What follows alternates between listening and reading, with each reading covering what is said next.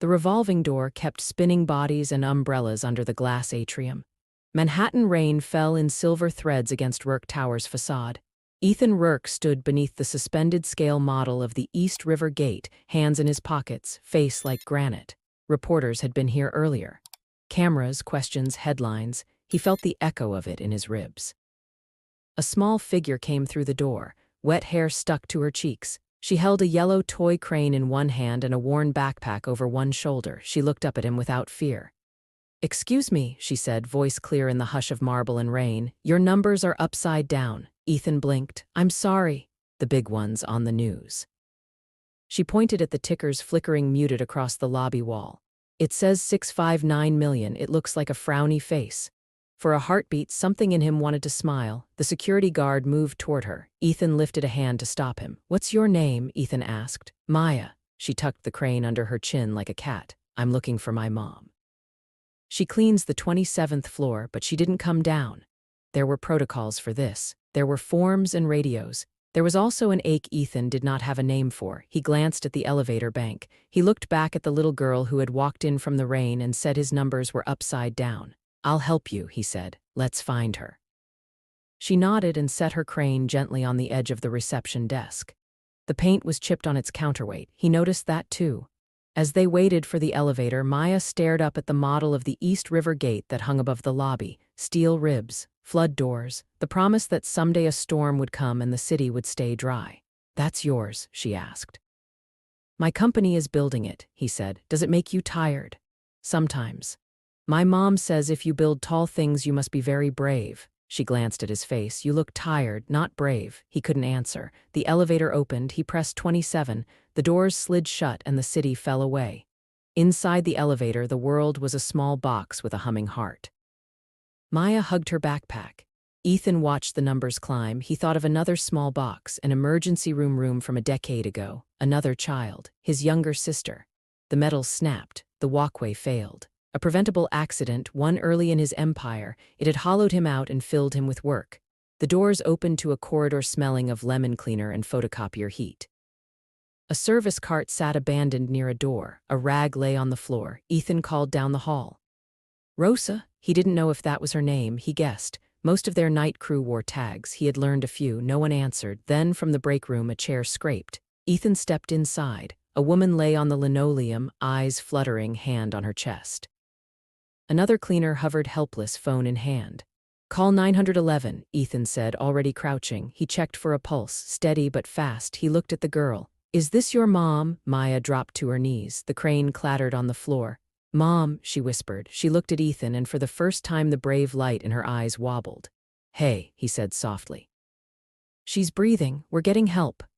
He pulled off his suit jacket and folded it under Rosa's head. The ambulance siren threaded up from the street like a warning. He stayed with them until the EMS arrived. He answered questions. He looked right at Maya when they lifted Rosa onto the gurney. "Go with her," he told Maya. "I'll be right there. Promise." Maya whispered. He heard the word like a bell in a high room. He never made promises he couldn't keep. Not after the last one he had broken in a different life. "Still," he said, "I promise." She gave a quick nod. She picked up her yellow crane and climbed into the ambulance beside the woman who loved her most. The doors shut. The siren rose. The rain fell. Ethan stood alone in the bright, empty break room. On the table, under a folder of building memos and supply invoices, lay a paper cup with a brown lipstick print.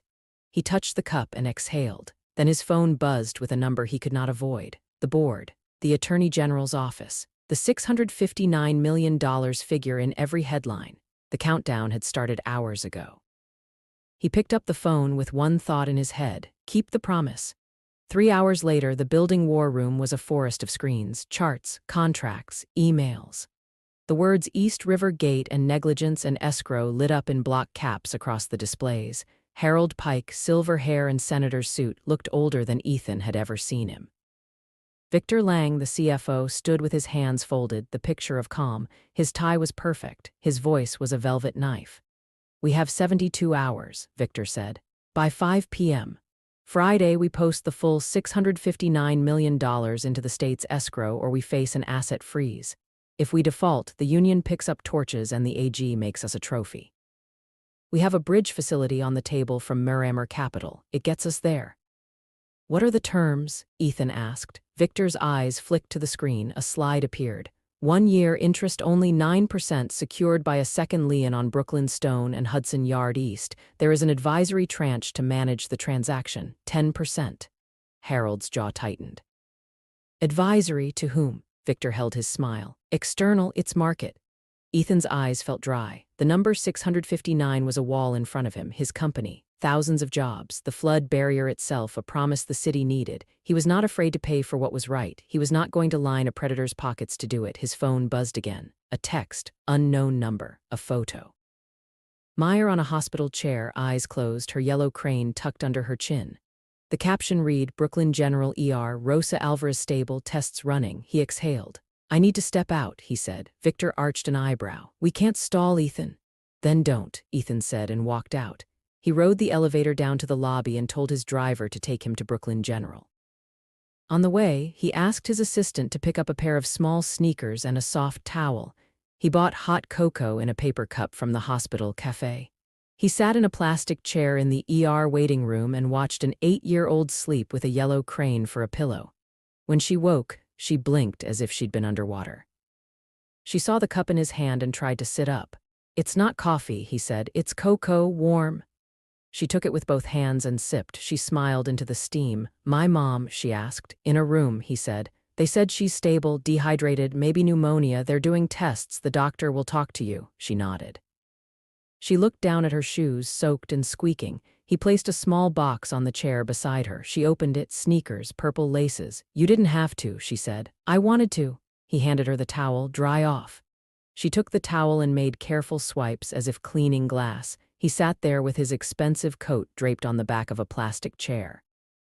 His company ticked toward a catastrophic payment, and he sat in an ER with a child he had known for 1 hour. He felt strange. He felt like he was exactly where he was supposed to be. A nurse came.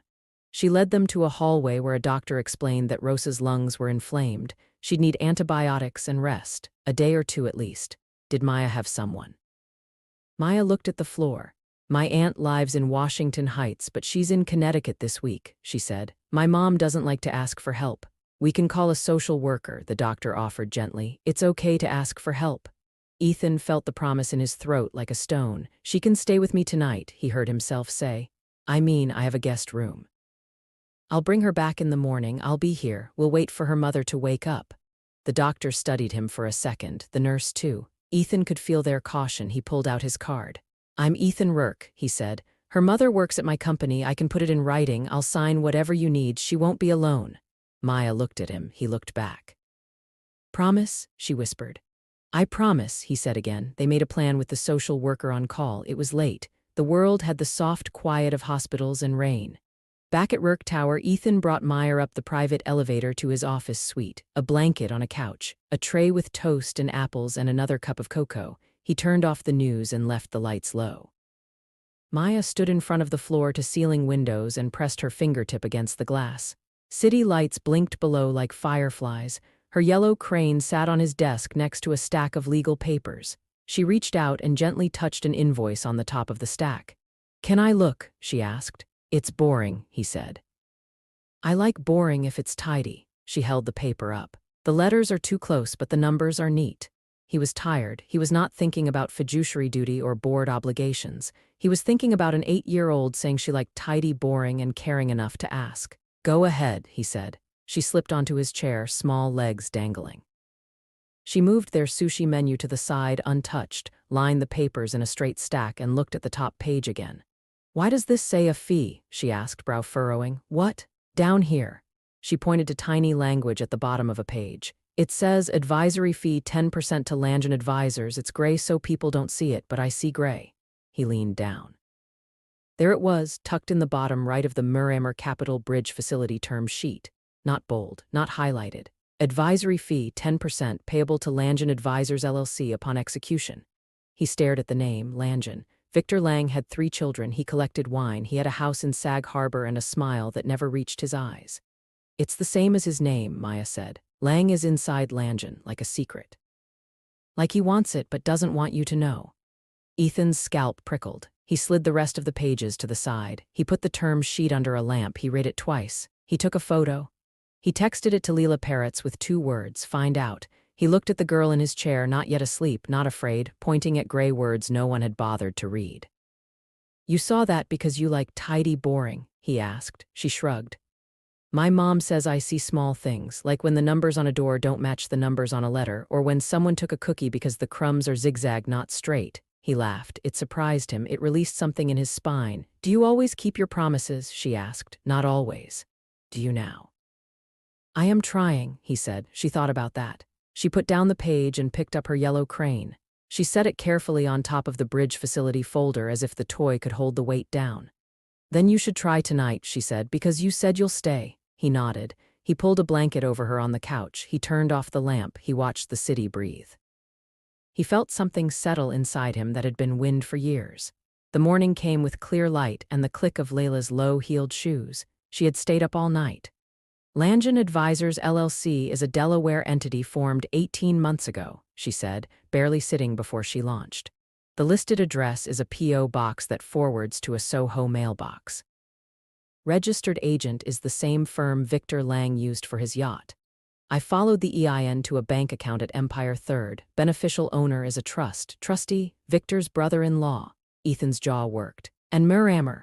Miranda Shaw, founder, aggressive. She has a history of taking companies at incinerator rates. The advisory fee would go out the door at execution. We sign, we're on the hook. Ethan thought of the $659 million. He thought of the advisory 10% attached like a barnacle. Maya slid off the couch, hair a little wild, purple laces in her new sneakers tied in a careful double knot. She rubbed her eyes. She followed their talk with small, bright focus. "What about the penalty?" Ethan asked. "Any move with the state." "We asked for a stay," Layla said.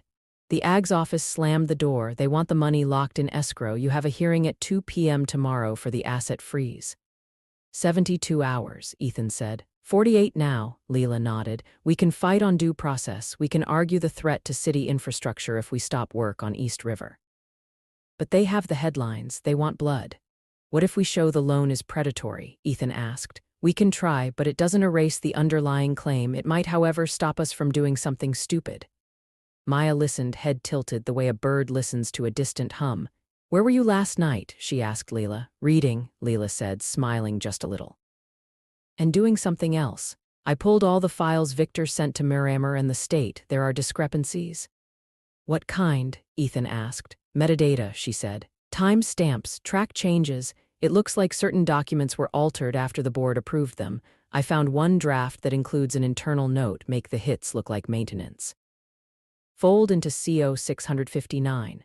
Maya looked up. 659 again. Ethan felt the number like a splinter. "Co 659, he asked. "Change order 659, Layla said. "A bucket for overruns. It shouldn't exist, not like this." Maya moved closer to the desk. She looked at a different page. She squinted. "These little blue words," she said, pointing at the bottom. "In the line that tells you where the email came from." "The email footer?" Leela asked. "Yeah," Maya said. "It says sent from our office, but it was Sunday and the lights were off. I was here eating crackers with my mom because they let me draw in the lobby. The lights go off automatically at 10. You need a special key after." Leela stared at her. "You were here on the night the emails were sent," Maya shrugged. "We were hiding from the rain. My mom had a long shift. We watched the floor numbers blink up and down. And the guard named Zane says the internet is slow on Sundays. He turns things off to save money." Ethan leaned forward. "Do you remember what time?" "After 10, Maya said, because I yawned and my mom said it's double digits." "Bed, but the man with shiny shoes came at 10:05. He had a scarf with tiny cranes on it. Not my good cranes, his were silly. He went to the loading dock and met a lady with big hair. She had a car with a bird on it." "Miramair's logo is a falcon," Leela murmured. Maya looked at them, waiting to see if she'd said the wrong thing. She hadn't. "You are," she said carefully, "all very bad at seeing." Ethan put his fingers on the bridge facility folder. He slid the yellow crane aside without meaning to, then moved it back, centered on top of the danger. "We're not going to sign this," he said. Victor walked in. His suit was navy. His smile was winter. He took in the little girl on the couch, the yellow toy crane sitting like a totem on top of a legal folder, and the way Ethan and Leela leaned toward each other like war. "We have to sign," Victor said. "Harold is calling a special board meeting at noon. If we don't commit to Miramair, we lose the vote." Then we lose the vote, Ethan said. Victor's smile did not slip. I know you like to be the hero, Ethan, but stop making this about your conscience. This is math. We post the escrow or we die. The advisory fee, Ethan said. Langen Advisors. Victor's smile did not reach his eyes. Everyone gets paid. Not like this. Victor glanced at Maya. Why is there a child in our office? She's with me, Ethan said. This is a liability, Victor said smoothly. Someone call CPS before the press spins this into a circus. Maya's small hand flashed to the crane on the folder and pulled it close. Ethan stood. She is not a liability, she is a person. Victor tilted his head. So are our shareholders. Leave, Ethan said. Victor left with the grace of a man who believed time was on his side. He took out his phone as he walked. He made one call, then another. The press was going to come either way. Ethan looked at Maya. She stared back steady. I'm going to keep my promise, he said. I will take you to see your mother at lunch and tonight and tomorrow if you say it's okay. She nodded, the slightest tilt. Okay, do you trust me? He asked. Not yet, she said simply, but you do good cocoa. He laughed. The sound cracked something in him cleanly. Leela's phone buzzed. The board wants to see you, now. Ethan looked at the yellow crane and put it in his pocket like a talisman. He looked at Maya. I'll be back, he said. I'll stay. She looked at him for a heartbeat longer than necessary, then she made a tiny nod that meant do it. The boardroom windows looked out at a city that never blinked. Inside, men and women in suits shuffled papers like playing cards. Cameras weren't allowed here, but someone would leak by lunch. Harold Pike tapped a pen. We're in crisis. We need Millionaire. Ethan took a breath. We do not put a second lien on 2 projects and hand 10% to an entity controlled by our CFO family. What proof? Harold asked. Leela traced it, Ethan said. If you care about optics, it's a grenade. If you care about ethics, it's a cliff. Victor sat at the far end, legs crossed, one hand on the arm of his chair. He has no proof this is anything but market. We need liquidity. The advisory fee is industry standard. Harold looked at Leela, who inclined her head. It's not standard. 10% is predatory. We could debate predatory, Victor said, smiling, but while we debate, the AG freezes our accounts and our workers get pink slips. Ethan leaned forward.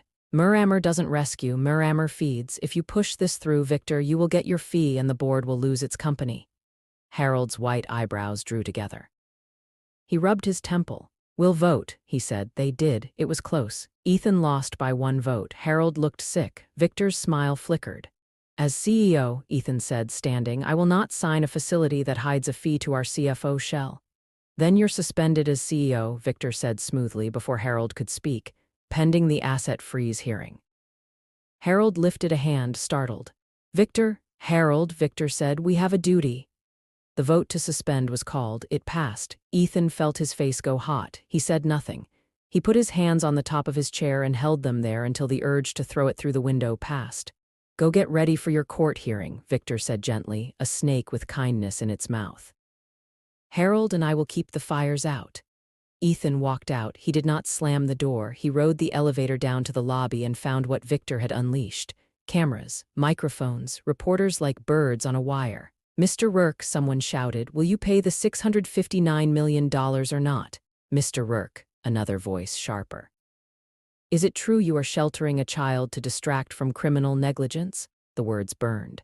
He saw Meyer at the far end of the lobby, his assistant's hand on her shoulder. He moved fast. He stepped in front of the cameras. He raised his hand and his voice calm so the room could hear him. There is a child here, he said. She is the daughter of one of our night shift cleaners. Her mother is in the hospital. She is not a prop. If you point a camera at her again, you will leave this building. A murmur. The press doesn't like rules unless they are theirs. But a few lowered their lenses. The security guard named Zane, bless him, stood taller. Ethan crouched to Maya's height. She watched him with narrowed eyes. I'm sorry, he said. For what? She asked. For this storm.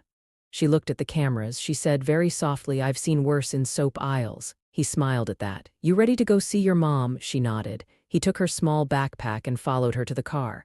As they drove across the bridge through glistening light, she said, what did that man mean? Suspended. It means I'm in trouble at work, he said. It means some people think I should stop making decisions for now, because of your numbers, because of my choices. She thought about that. You shouldn't pay a bad person to make your bad numbers go away. He looked at the small face tilted up at him in the reflection of the car window. Is that what I'm doing? Yes, she said. If you give the money to Mr. Shiny Shoes, he will be happier than the rain, but the rain doesn't care if you are happy. He huffed a laugh that was half sob. Child logic cut so cleanly, it also hurt. At the hospital, Rosa was awake. Her skin was sallow, but her eyes brightened when she saw her daughter's face. "Maya," she whispered. Maya ran to her, careful not to bump tubes. She kissed her mother's hand. She put the toy crane on the tray as if it was delivering something good. Rosa looked at Ethan. She recognized him from the building's photo wall. She tried to sit up, embarrassed. "Don't," he said. "Please?" "Mr. Rourke," she said. "I didn't mean for this to." "You don't have to say anything," he said. "You work hard. That is enough." Rosa glanced at Maya. "Is she okay with you?" "She is," Maya said gravely from the edge of the bed. "He has Coco."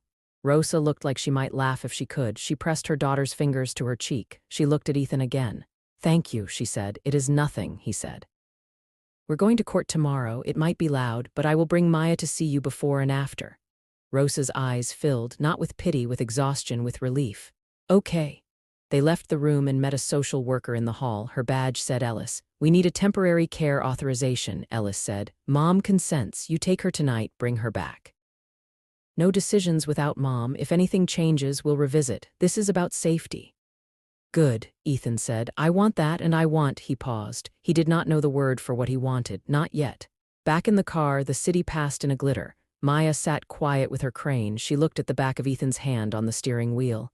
"You have a scar," she said. He glanced at it. "From a bolt, years ago. Did it hurt?" "It did." "Do you still feel it?" "Sometimes," he said. She nodded like this answer made sense. That night, after noodles in takeout boxes and a slow walk through diagrams of flood panels at his kitchen table, she brushed her teeth in his guest bathroom and crawled under a blanket on a clean couch. He turned off the lights. He stood in the doorway, listening to the soft math of her breathing. "Hey," she said suddenly into the dark. "You will stay, right?" He leaned on the door frame. "I will stay." "Promise?" He felt the words settle in his chest and lock. "Promise?" At 2 a.m., while the city breathed in and out, Leela sat with a quiet submenu open on her screen. She had found something that made her take off her glasses and rub her eyes. Ethan answered her call on the first buzz. He padded into the kitchen, bare feet silent on tile, the island lamp making half his face a sketch. "I found a voice memo," Leela said. "Whose?" "Miranda Shaw's and someone else. The file is in a folder called Minutes. It shouldn't be there." Victor must have dragged it by accident when he forwarded the board pack. She hit play. A woman's voice, smooth and amused. "We feed them a number. They bite. We own the skeleton." A man's voice, 6:59. "It spooks the board. We fold debt into the escrow. I get 10 for the advisory."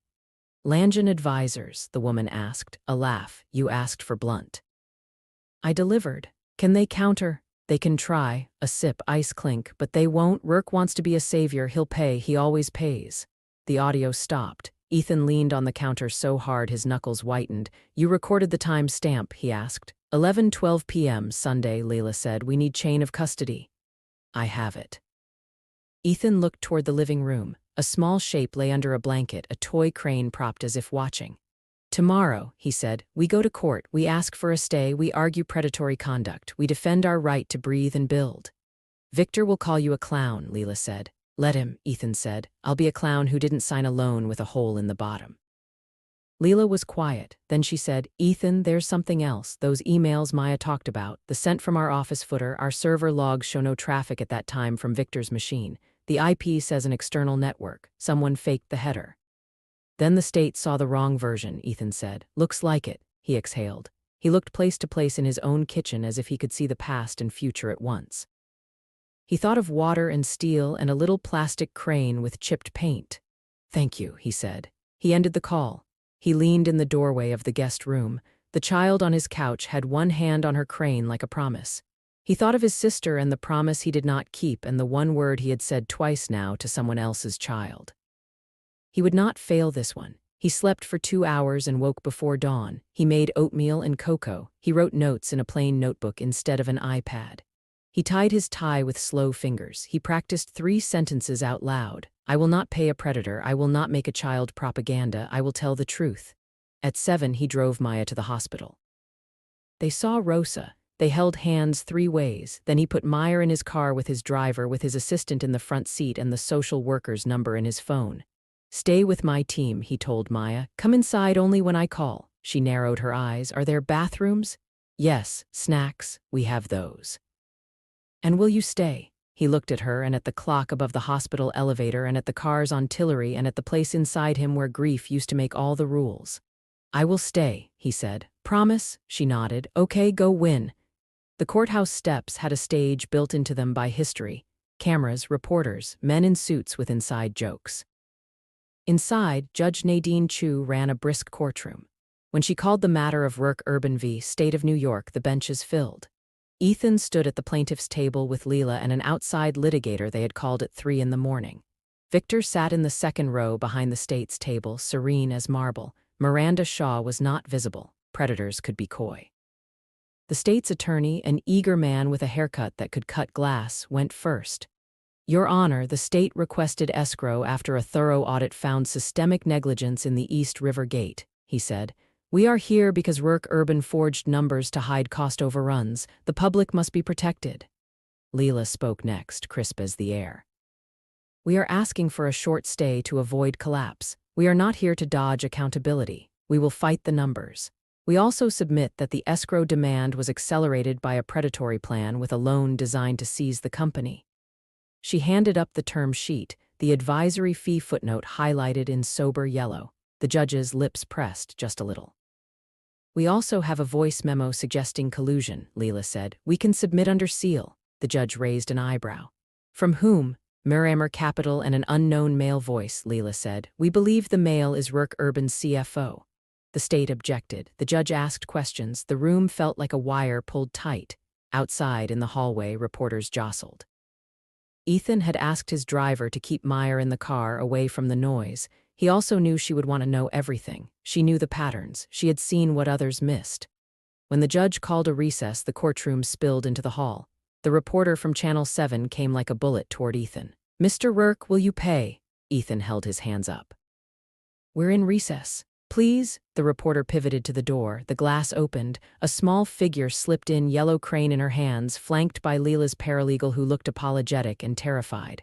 Maya looked up at the sea of adults, the microphones, the faces. The nearest reporter crouched. Who are you? Maya, she said plainly. Are you here because Mr. Rourke needs sympathy? A voice said from behind the crowd. Victor's voice, sweet poison, not loud but placed. Ethan stepped to her side. He put himself between the cameras and the little body, not as a shield, as a person. She is here as a witness to her mother's life, he said, and because she noticed something we did not. The hallway hummed. Maya looked up at the microphones and at the judge's clerk watching with narrowed eyes. She looked at Ethan. He did not tell her what to say. He had promised not to use her. He had promised to tell the truth.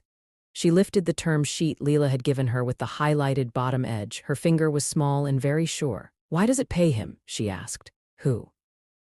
A reporter asked. The man with shiny shoes, she said. It says advisory fee 10% to Langen Advisors. That's him. It would pay him for paying a fine. That's like paying yourself to clean your own mess. The hallway went quiet. The quiet had weight. A junior associate near the wall went pale. A camera light flared. Another reporter whispered, "Oh."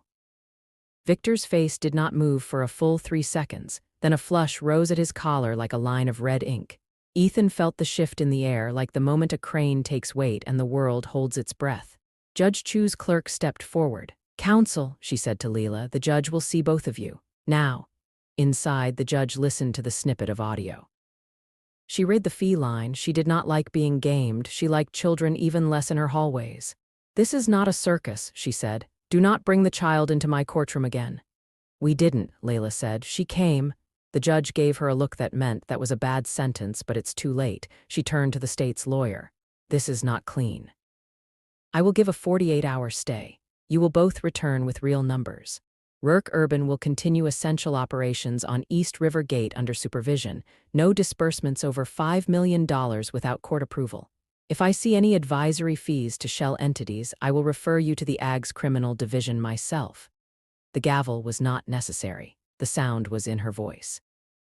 Outside, the press scrambled to rewrite their chirons. Ethan exhaled. Leela placed a hand on his arm, brief and human. Victor was gone. They walked out into sunlight that hadn't existed when he woke.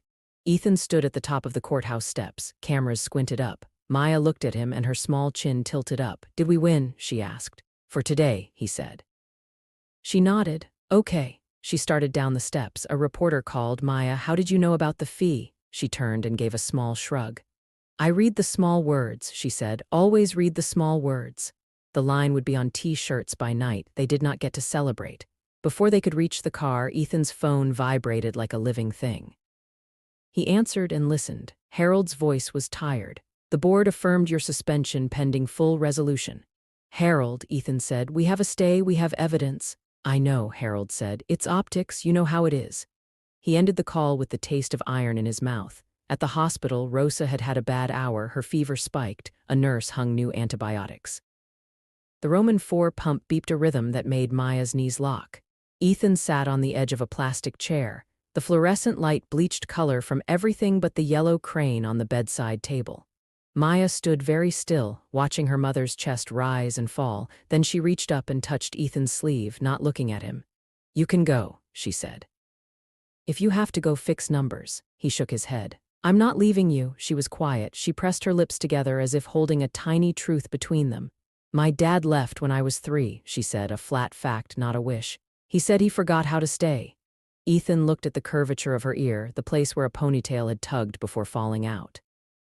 He felt the old wound in him shift like ground under a building. I forgot once, he said, voice low. Not like your dad, but I said I'd be home and I wasn't, and someone I loved went where I couldn't follow. Maya turned her face halfway toward him. Your sister, he swallowed. Yes. Is that why you build with water now? So no one else has to stand on a floor and feel it falling, he said. Maya nodded as if she'd been expecting that shape of answer. It's okay, she said, to be scared. It just means you're not asleep. He laughed under his breath. Grace, right there in a child's mouth, not even knowing the word. The nurse came and said the fever was coming down. The lines from the monitors traced a calmer rhythm. Maya exhaled in a hiss like a cat leaving a window sill. Ethan took out his plain notebook. He sketched a rectangle. He drew lines. He wrote the names of people who had helped him today. Layla. Harold even in a strange way. Zane at the lobby. The judge. The lawyer who liked clean sentences. The doctor who tightened a drip. Rosa who raised a girl who sees. He wrote one more line under all the names. I will stay. Maya leaned her head on his upper arm. It was light. It weighed as much as a future. He didn't realize he had nodded off until his phone lit the room like a signal flare. He answered and listened to Leila's voice that had no sleep in it. I have receipts, she said. They met in the Rourke Urban Conference Room at noon. Leila laid the evidence on the table with the quiet joy of someone who loves a clean line. Server logs, she said, pointing to a page. The copy of the emails with the altered footers originated from Victor's personal laptop and used an offshore IP. Bank wires, she said, pointing to another.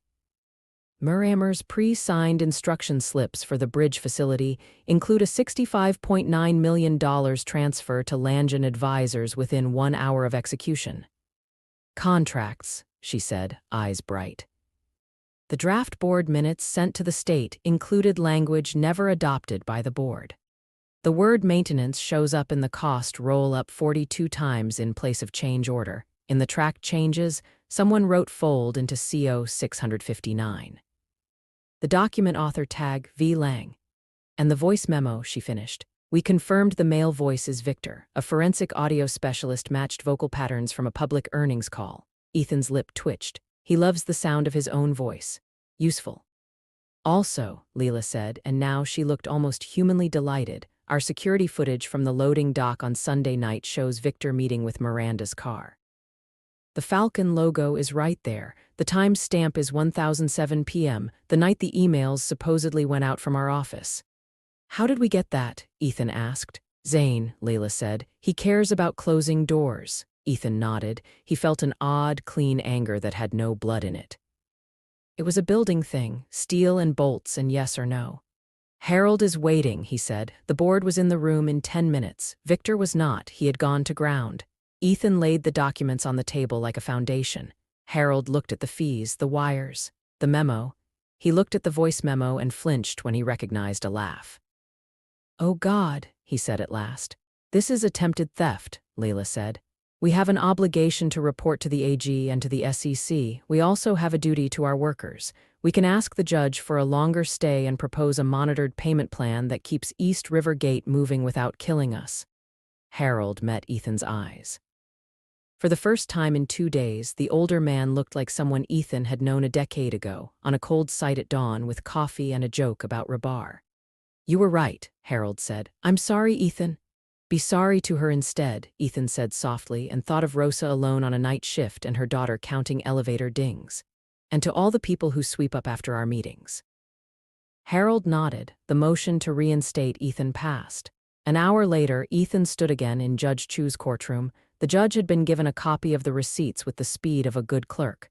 Her face was the same as yesterday, but the eyes were less patient. She did not like people who used her court as a stage for theft. "You have something new," she said. Leela presented the server logs, the loaded wire slips, the memo with track changes and a gray note that might as well have read, "Take them for fools." The judge listened to the voice snippet. The courtroom was very still. "Where is Mr. Lang?" she asked. "Not in the building," Leela said. The judge looked at the state's counsel. "You may want to speak to your colleagues down the hall." The state's lawyer went pale and nodded. He was not a fool. He knew when a story was changing colors.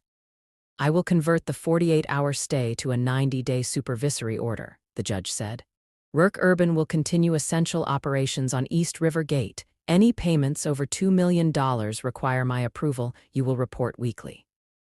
If you miss a report, I will bring the hammer down so hard you will feel it in your bones." "Yes, Your Honor," Ethan said, voice steady. "In addition," she said, "I am referring the information regarding Mr. Lang and the entity Langen advisors to the Attorney General's Criminal Division." She did not need a gavel. Her voice was enough. Outside, the cameras were back. They wanted blood, but they would take a redemption if it had teeth. Ethan spoke into microphones with simple sentences. "We will build what we promised," he said. "We will pay what we owe. We will not pay what we do not owe. We will do it in sunlight." A reporter shouted, "Is the child here?" "She is," Ethan said, and something in his voice made them put down their devices for a second. He looked to the side. Maya stood with Leela at the edge of the steps, yellow crane in her hands and a cookie someone had slipped her. He looked back at the press and said, "She helped us see what we had missed. Don't make her pay for that." The cameras humming softened by a degree. It wasn't an apology, it would do. He moved to Maya. She handed him the yellow crane, solemn as a judge. "Keep it," she said, "until we're finished." He closed his fingers around it as if it were heavier than plastic. "You didn't have to stay," she said, "but you did." "I told you I would," he said. "Sometimes people lie," she said. "Sometimes," he said, "and sometimes they don't." She nodded. She ate her cookie. It had chocolate chips, a small mercy. Rosa's fever broke that night. 2 days later, she sat propped up in bed with a pale scarf around her hair and eyes that had their humor back. Ethan stood by the window with a folder. Maya sat on the end of the bed, her knees bumping the metal rail. The yellow crane sat between them. Rosa reached out a hand. "Mr. Rourke," she said. "Thank you for saving my job." "I didn't," he said. "You saved mine." She frowned, then saw a joke in it and smiled. Ethan placed the folder on the tray. "We need to talk about 2 things," he said. "The first is for the next month." He opened the folder. Inside was a plain form titled Temporary Care Authorization with the hospital's logo and social services watermark. "Social worker Ellis drew this up," he said. "It says Maya can sleep in my guest room some nights while you rest. It says I am allowed to take her to school and to see you. It does not change anything about your rights. It expires in 30 days unless you renew it. You can revoke it at any time. No fine print. Leela will explain every line." Rosa's eyes filled. She looked at Maya, who nodded like a small judge. "He stayed," Maya said. "When you were asleep, he stayed." Rosa licked her lips. She looked at the form and the man holding it and the girl whose word she trusted with rent money and more. "Okay," she said, "if it helps." "It does," Ethan said softly, "for all of us." They signed. Ethan handed copies to Ellis, who stood in the doorway with a can-do face and a pen that had done a lot of good and some hard things. "The second thing," Ethan said when Ellis had gone, "is for the next 10 years. He placed another folder on the tray. The paper was thicker. The name on top said the Night Shift Scholarship. "It's a foundation," he said, voice steady. "The Night Shift Scholarship, for children of overnight workers in our buildings and projects. It will pay for tutors, field trips, instruments, soccer, anything. It will also fund a small daycare on the 27th floor so people like you can have a place for their kids when a sitter falls through. It will be funded regardless of how the East River Gate fight goes. We will not tie your futures to my headlines. Rosa's hand flew to her mouth. It was not an act. It was dignity meeting relief in a room with fluorescent lights and a folding chair. "Why?" she asked at last, simple as breath. "Because we build things," he said. "Because the way we build matters." Maya looked at him and at the crane and at her mother. She reached out and put the toy crane on the edge of the folder. "You're learning," she said. He took that like a medal. A week later, on a strip of asphalt in East Harlem that had once been a dangerous alley and was now a safe honey-yellow play lot with a small climbing structure shaped like a crane, a little temporary stage held a ribbon and scissors and a budget for paper cups with lemonade. Ethan stood with a small group of kids and their parents and a few board members who liked to be at places where nice things happened. Maya stood in front with her yellow crane. She wore a hoodie with the night shift logo stitched small on the cuff. Her mom stood beside her with a scarf that matched the hoodie's stripe. There was a lawyer from the Attorney General's office, too, who had a face that said, "Nice work," reluctantly. A reporter raised a hand. "How did we get from $659 million to this?" he asked in a voice that wanted a headline more than a thought. Ethan lifted the microphone. "We paused," he said. "We looked at the small words. We found the truth. We paid the right people first." The crowd laughed. It felt good to hear that sound and not a gavel. He turned to Rosa and Maya. "We also make promises," he said, "and we keep them." He handed the scissors to Maya. She looked up at him, then at the ribbon, then at the crane. "Do I get to say the thing?" she whispered, barely moving her lips. "You do," he said. She turned to the group, looked at the row of faces, the shoes wet from last night's rain, the chalk on the asphalt that said "tag" in pink, and she said for the camera so the internet could put it under 1,000,000 videos. "Sometimes the big numbers are upside down," she said. "Read the small words, then you can make them right side up." She cut the ribbon. The line of blue fluttered down like a happy fish.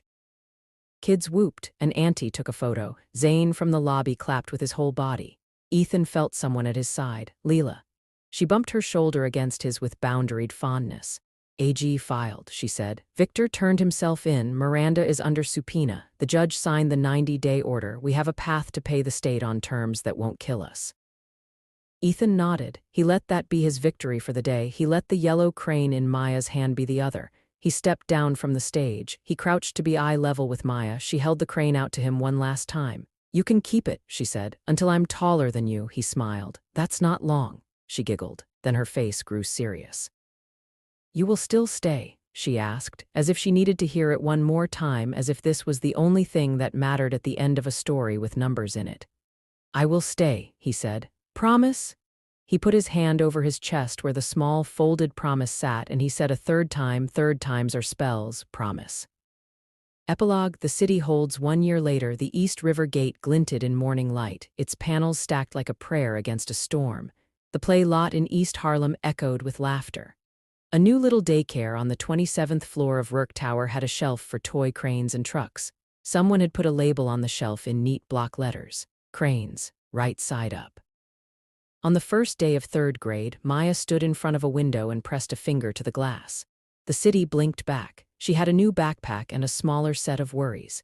Ethan stood behind her, tie not yet tightened, hair a little less severe. He had learned that numbers could be right side up or wrong side down depending on who wrote them and who read the small words. He had learned that staying does not feel like standing still. It feels like walking with someone who has shorter legs than you and slowing down so they can see everything. He put a plain cocoa mug on the counter. The mug had a little drawing of a crane on it, done by a child and glazed into permanence. Rosa poked her head in. She looked strong. She had a job on days now, managing a team because being seen makes people useful. "Ready?" she asked the room. "Almost," Maya said. She picked up her yellow toy crane and set it on the window ledge so it could watch the city. She looked up at Ethan. "You know what?" she said. "What?" he asked. "Your numbers aren't upside down anymore," she said. "They are learning to stand." He felt the line land. He let it. "Then let's go build the rest," he said. They walked out into a city that could be cruel and kind at once, and if you read the small words, sometimes you got to change the ending. Moral takeaway: read the small words. The truth hides in quiet places. Promises, kept with humility, can turn power into protection and strangers into family.